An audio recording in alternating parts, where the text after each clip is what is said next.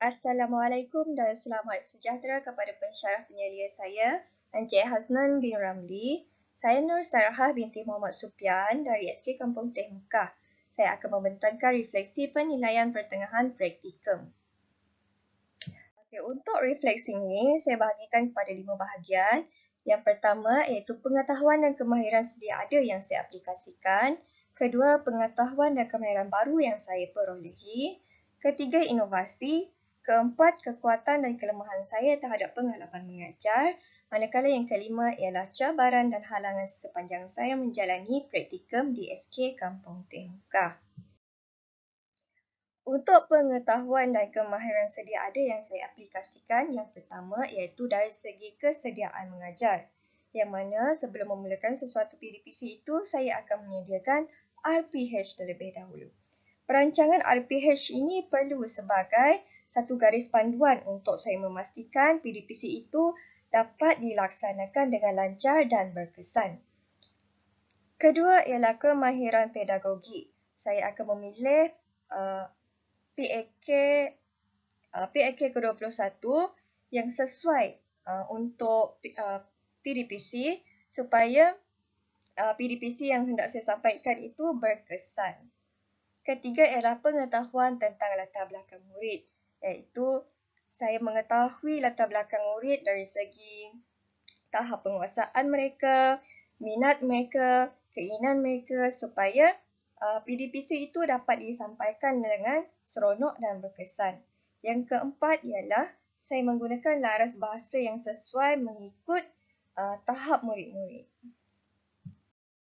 Seterusnya, pengetahuan dan kemahiran baru yang saya pelajari sepanjang menjalani praktikum di SK Kampung Teh ialah yang pertama membuat penilaian, yang mana saya membuat penilaian terhadap kefahaman murid iaitu sebelum, semasa dan selepas PDPC.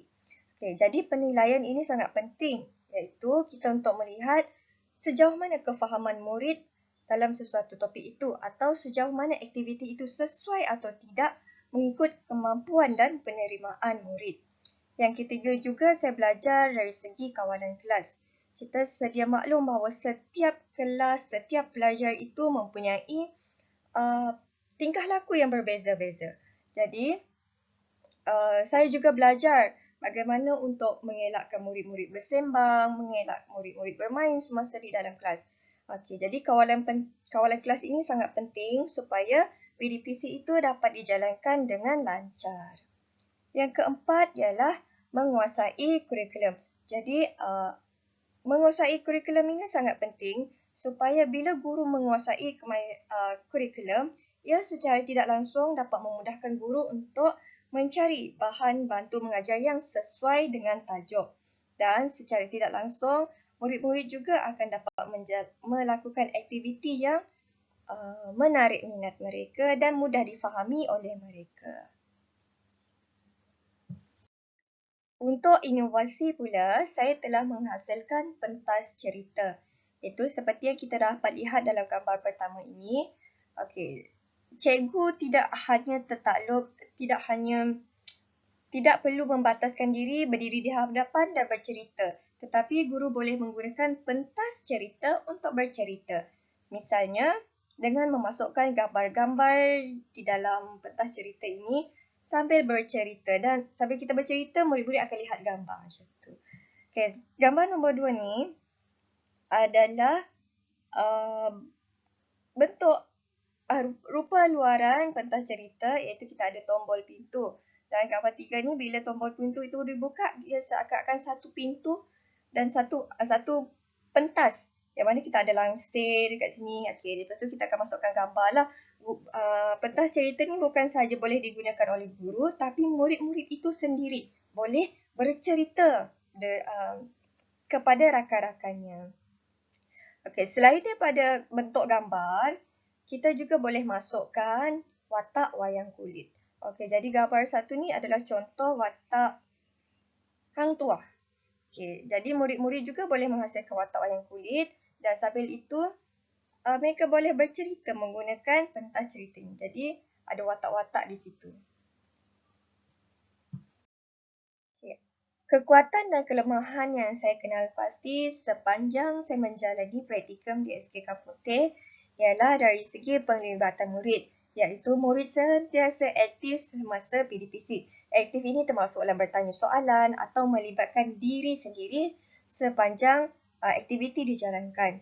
Yang kedua ialah dari segi pemilihan aktiviti yang saya dapat lihat, murid berasa seronok untuk menjalani atau mengikuti PDPC kerana aktiviti-aktiviti yang dijalankan menyeronokkan mereka.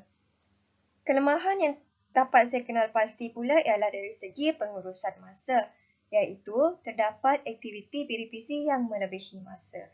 Jadi bila satu aktiviti itu melebihi masa dan kadang-kadang aktiviti yang kedua tidak dapat dilaksanakan. Itu adalah kelemahan dari segi pengurusan masa.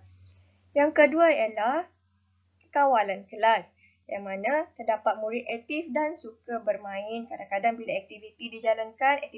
aktiviti berkumpulan dijalankan, kadang-kadang mereka mengusik-usik kawan, mengganggu-ganggu kawan yang lain dan sebagainya. Okey, itu sahaja untuk pembentangan refleksi pertengahan praktikum daripada saya. Sekian, terima kasih.